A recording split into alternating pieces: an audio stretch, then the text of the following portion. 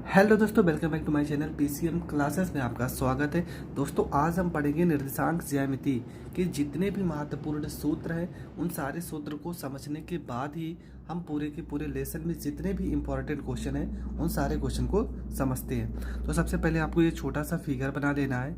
ये आपका होता है प्रथम चतुर्थांश, ये होता है आपका द्वितीय चतुर्थांश, ये होता है आपका तृतीय चतुर्थांश और ये होता है आपका चतुर्थ चतुर्थांश। यहाँ पे हमने प्लस और प्लस क्यों लिखा है? यहाँ पे दो वैल्यू लिखी है, ये भी प्लस ये प्लस, मतलब यहाँ जो पहली वैल्यू होती है उसको हम एक्स मान लेते हैं और दूसरी वाली वैल्यू को हम वाई मान लेते हैं। ठीक है, ये हमारा क्या होता है? ये हमारा होता है एक्स अक्ष और यहाँ से लेके यहाँ पे ये एक्स डैश मान लेते हैं। ये हमारा होता है वाई अक्ष और इसको हम वाई डैश मान लेते हैं। ठीक है, यहाँ पे जो पहले वैल्यू लिखी है इसको हम लोग भुज बोलते हैं। ठीक है, ये आपका क्या होता है? ये आपका होता है भुज और ये जो बाद में लिखा है इसको हम लोग कोटि पढ़ते हैं। ठीक है, ये आपका भुज और कोटि दिया है। यहाँ पे दोनों प्लस इसलिए है क्योंकि जो देख रहे हैं यक्स का मान ये भी आपको प्लस में दिख रहा है और ये वाई का मान जो पहले चतुर्थांश में है ये भी आपको प्लस में दिख रहा है, इसलिए यहाँ पे दोनों प्लस और प्लस है।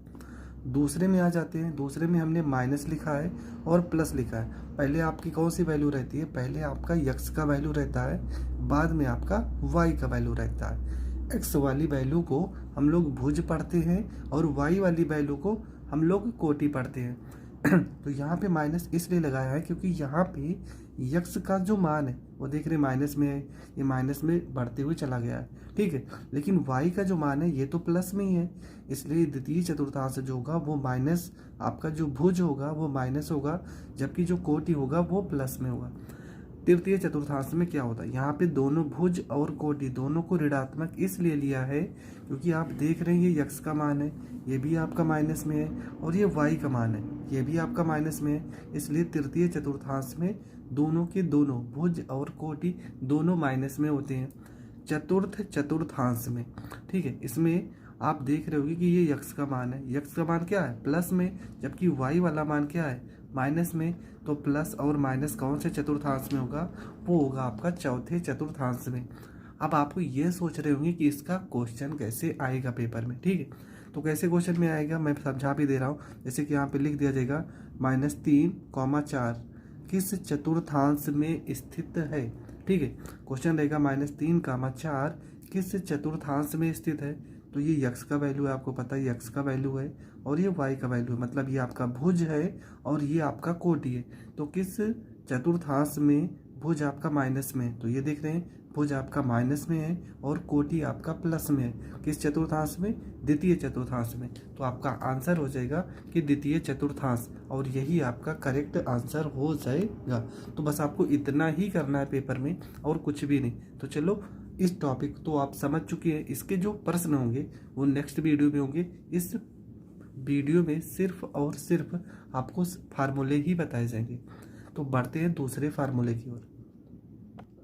अगला जो फार्मूला है वो है आपका दो बिंदुओं के बीच की दूरी का। ठीक है, दो बिंदुओं के बीच की दूरी का फार्मूला क्या होता है?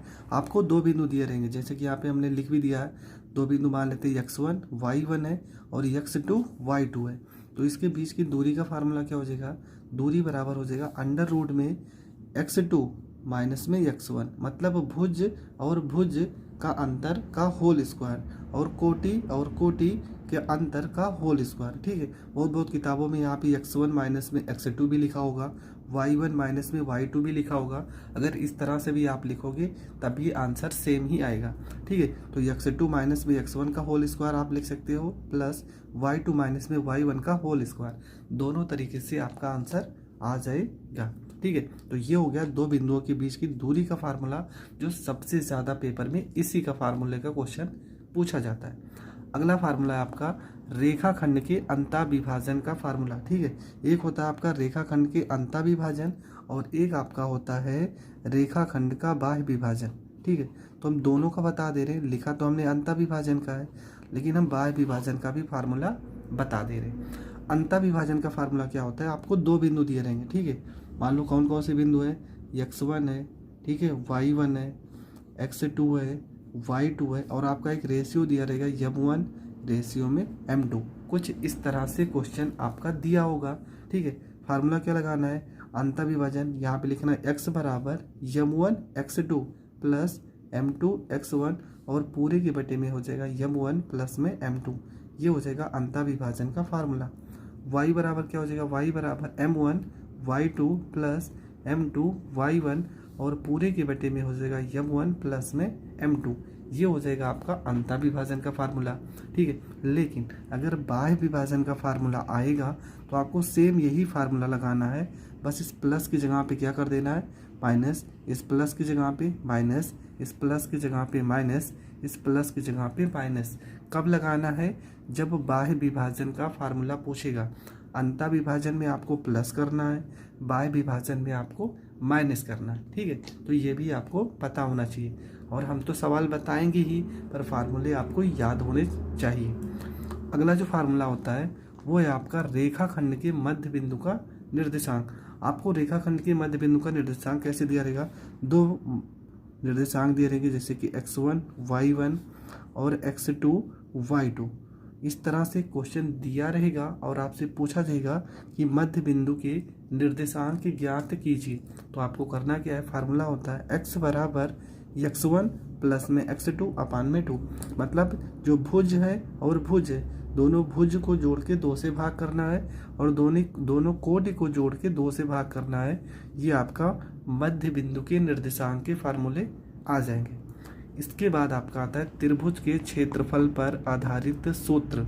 ठीक है, ये फार्मूला तो सबसे ज़्यादा इम्पोर्टेंट होगा, जो पेपर में बहुत, जो भी अगर लॉन्ग क्वेश्चन पेपर में आएगा तो इसी फार्मूले का क्वेश्चन आएगा।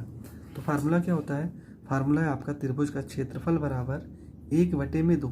यहाँ पे 3 बिंदु दिए रहेंगे, x1 दिया रहेगा, y1 दिया रहेगा, x2 दिया रहेगा, y2 दिया रहेगा, x3 दिया रहेगा, y3 दिया रहेगा।